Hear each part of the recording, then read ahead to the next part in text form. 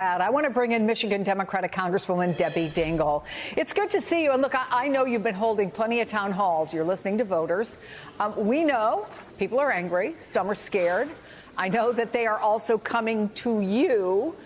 So what have you learned? What do they want you to do about it? And is the Democratic Party doing it? So I think it's a really complicated time.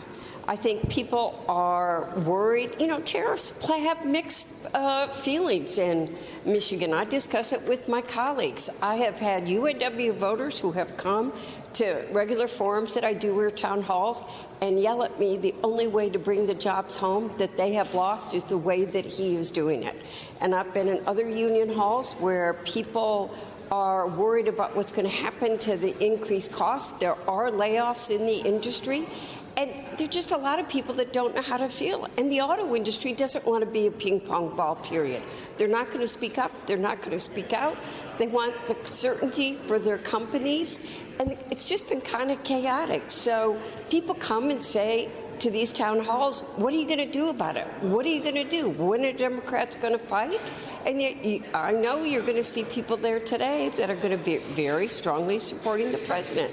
I hear it and get it all.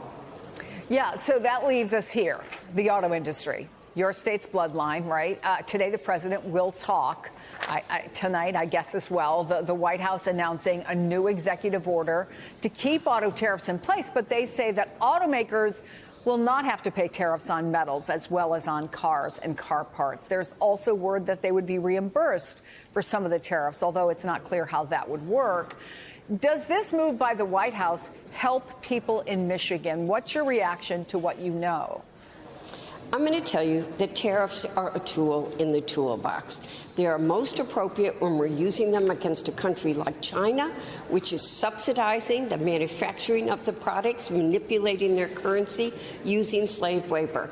The chaos that has been imposed this year, that has seen the stock market go crazy, has led to total uncertainty, isn't helping. And I'm one of those people that thinks Canada is our friend.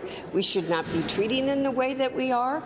I told you Donald Trump would be elected in 2016. I told you it was the trade issue. I was right then. It's got to be done the right way. But the way it's being done right now is just creating a great deal of uncertainty, which isn't helping the industry. I know this is just coming out, but do you have some level of certainty about what these changes that apparently the president is proposing would do? Look, I'm going to tell you what part of the problem is. You don't know what it's going to be day to day. The last time he made the auto tariffs in mountains 3 weeks ago, I talked to multiple lawyers for different companies, different unions, and people were still trying to interpret it to get a process for by which way something was USMCA compliant, not compliant. Let's see what he says, but then let's keep it in place so people can actually make plans. You can't change the production of a plant overnight. You have to have long-term planning. Suppliers built plants thinking they were compliant with USMCA in Mexico because they were told by the car companies to build there. And now they've made investments. I don't want them in Mexico. I want them back home in the United States. But we need a plan that is consistent and explainable and not chaotic. What we hear consistently from Republicans, though, and I don't need to tell you this, is that Democrats don't have a plan. And I want to get your reaction to what House Majority Leader Steve Scalise said about Democrats today. They are void of any ideas. They are a leaderless party. The Democrat Party literally has no leader except AOC and Crockett and Bernie Sanders. And that's what their party's become. They're just opposed to everything.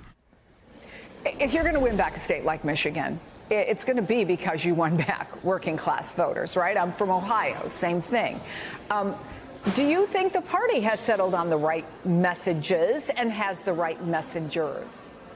So I consider myself to be a leader. I consider Governor Gretchen Whitmer to be a leader. We are going into those union halls. I am there on a regular basis. I have warned my party leaders. I think that the Democratic Party has always been inclusive. It's been a big tent. We can't have circular firing squads, but we need to stay focused on the economy. And Donald Trump has created more uncertainty. People are worried about their jobs in Michigan because of the tariffs. paying more money. Their stock portfolios have gone down. Seniors are worried about their retirement.